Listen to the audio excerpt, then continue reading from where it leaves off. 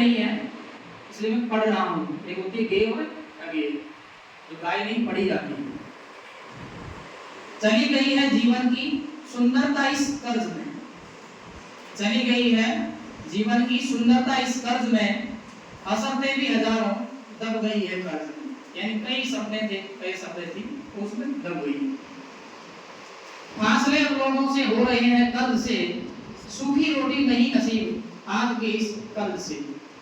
लोगों के फासले बढ़ते जाते हैं। जब रुपया पैसा आपके पास रहेगा तो सब जुड़ते चले जाएंगे, लेकिन जब कर्ज बढ़ेगा, परेशानी आएगी तो असलियत का पता लग जाता है। जैसे कोविड ने आपको सिखाया हुआ। कर्ज भी अब पूरा नहीं हो रहा, कर्ज भी अब पूरा नहीं हो रहा, कर्ज भी अब पूरा नहीं हो रहा कर्ज से। सूद और एहसान दोनों भाई हैं इस कर्ज के। तो पैसा नहीं होता है तो दूसरे से हम पैसा लेते हैं तो उसका सूद मतलब ब्याज बढ़ता चला जाता है। तो उसी पर कहा है कि सूद और एहसान दोनों भाई हैं इस कर्ज के। आत्महत्या मजबूरी बन रही है कर्ज से।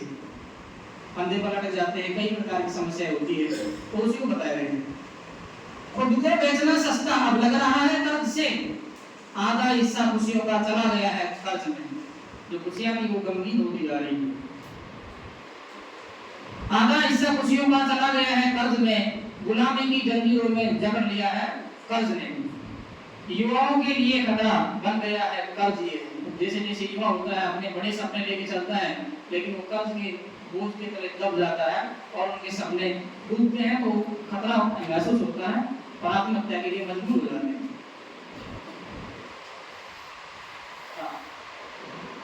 बड़े बड़े महलों वाले भी डूब रहे हैं कर्ज में। जैसे विजय माल्या नेहरू मोदी का नाम आप सुनी रखे हैं। बड़े बड़े महलों वाले भी डूब रहे हैं कर्ज में। कर्ज लेकर ऐसा मानो खुद की चिता जला रहे हैं। शायद मुक्ति संभव है दीनहीन की कर्ज से। सब पापों की अवधारणा लग रहा है कर्ज ये है। शायद सुकून हो गया है जीवन का इस कर्ज से। फिर आगे बताते हैं कवि लिखते हुए कि कर्ज से मुक्ति कैसे हो, तो वो निवेदन कर रहा है। जैसे विनय पत्रिका लिखी तुलसीदास जी ने, उसी प्रकार का विनय कर रहा है कि जमीन जल चुकी है आसमान बाकी है, जमीन जल चुकी है आसमान बाकी है, सूखे हुए तेरा इम्तिहान बाकी है।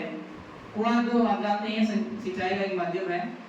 सूखे हुए तेरा इम्तिहान बाकी है, बरस जाना है मेघ वक्त पर। किसी का मकान गिरी है, किसी का लगान बाकी है, किसी का मकान गिरी है, किसी का लगान बाकी है। जय हिंद, जय भारत।